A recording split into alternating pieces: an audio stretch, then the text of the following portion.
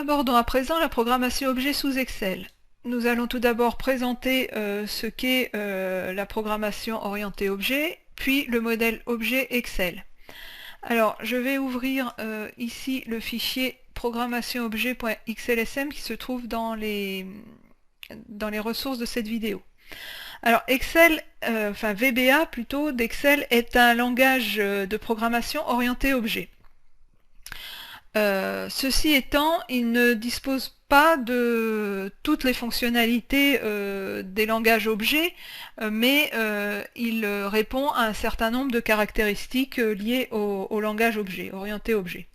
Alors les objets qui sont manipulés par Excel, enfin les éléments qui sont manipulés par Excel sont des objets. Alors typiquement, on a un objet application qui est en fait l'application Excel ouverte et qui comprend tous les classeurs ouverts.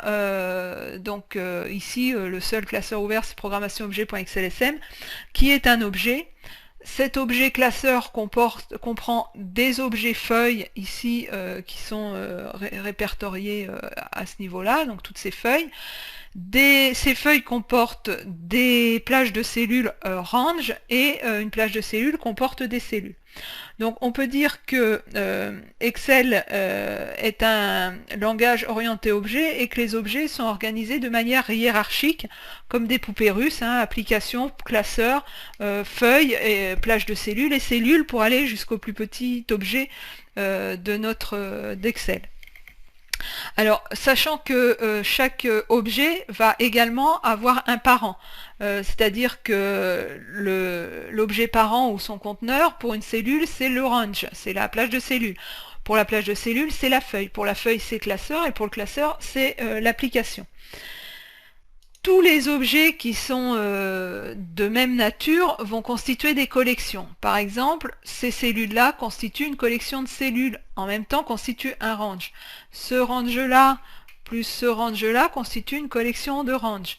Toutes ces feuilles ici constituent une collection de feuilles. Et tous les classeurs ouverts constituent une collection de classeurs. Alors, attention à une chose sur la syntaxe, les collections prennent un S, sont indiquées au pluriel, les objets sont indiqués au singulier, c'est-à-dire que worksheets, c'est une collection de feuilles, worksheet, c'est une feuille, et worksheet peut être une feuille de la collection de feuilles.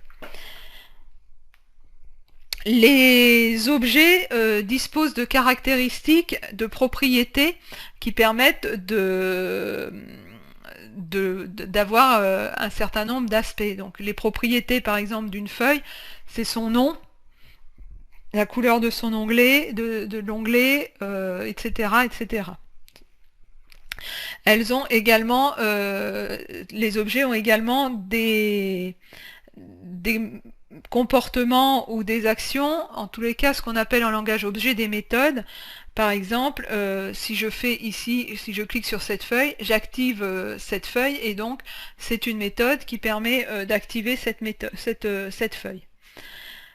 Également, les objets répondent à des événements, c'est-à-dire que quand je clique ici sur cette feuille, ça déclenche un événement qui me dit que j'ai cliqué sur cette feuille. Et il y a certains événements qui sont déclenchés par le système et non par l'utilisateur.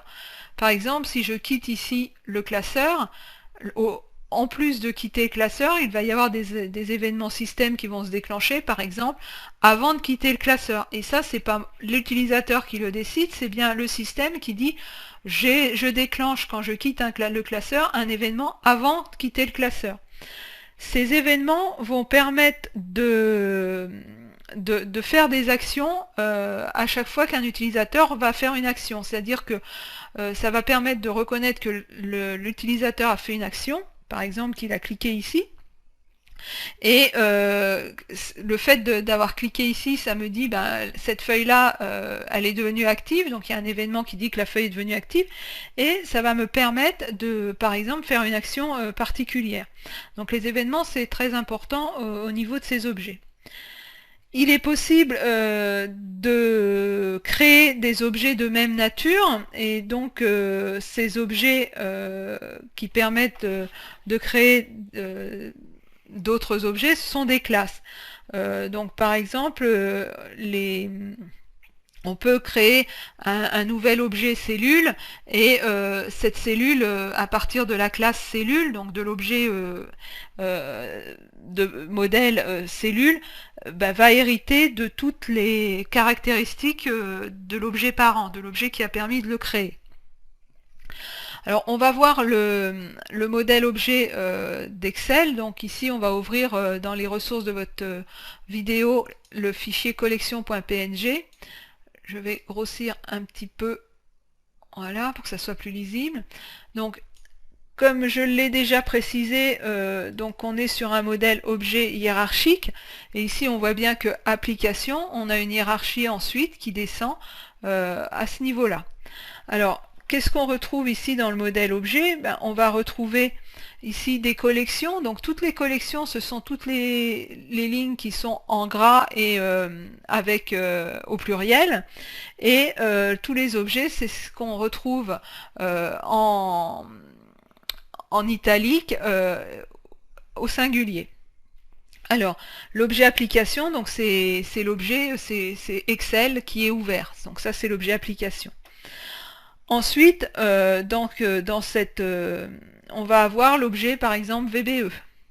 Donc VBE, c'est l'objet qui représente Visual Basic Editor. On va avoir l'objet par exemple autocorrect. Alors autocorrect, c'est l'objet qui va contenir, qui va représenter les attributs de correction automatique d'Excel. Le auto-recover, c'est les options de récupération automatique des classeurs, etc., etc. Et avec ça, on a également donc des collections, par exemple la collection Workbooks, qui est donc la collection de tous les classeurs ouverts dans cet objet application. Va dépendre de Workbooks, par exemple les worksheets, donc les feuilles des classeurs ouverts, et également les names, par exemple, qui sont les cellules nommées de la collection de classeurs, et également les fenêtres donc de l'application ou de l'application de ce côté-ci ou de l'objet de la collection Workbooks. Donc à noter que la collection est toujours nommée au pluriel et que les objets de la collection sont nommés au singulier. Donc Workbooks, Workbook, Charts, Chart, Names, Name, Windows, Window, Worksheet, Worksheet, etc., etc. Donc à retenir que la collection d'objets c'est au pluriel et l'objet de la collection c'est au singulier. Alors je vous ai mis également pour information la collection, l'objet workbook. Donc juste pour information parce que on l'étudiera pas dans l'initiation mais on le reverra dans le perfectionnement. Également worksheets également, donc la collection worksheets et la collection range également qu'on détaillera donc en perfectionnement. Mais vous voyez les hiérarchies telles qu'on les a exprimées, donc les cellules, puis les plages de cellules, etc., etc. Donc on est bien sur un système de programmation objet avec un système hiérarchique. Alors si je reviens ici dans Excel, les objets, on va les retrouver ici. Donc quand on est ici, le workbooks, donc c'est l'objet workbook du classeur ouvert. Si j'avais plusieurs classeurs, j'aurais plusieurs workbooks. Les feuilles, les objets feuilles sont ici. Et à chaque fois, ici, sur les objets feuilles, j'ai à ce niveau-là les événements qui sont ici répertoriés et les propriétés de ma feuille qui sont ici répertoriées à ce niveau-là. Donc j'ai les événements et les propriétés. pour chacune des feuilles, j'ai ces propriétés avec le nom, etc. etc. et ici les événements que je peux avoir sur cette feuille. Voilà pour ce qui concerne le modèle objet Excel.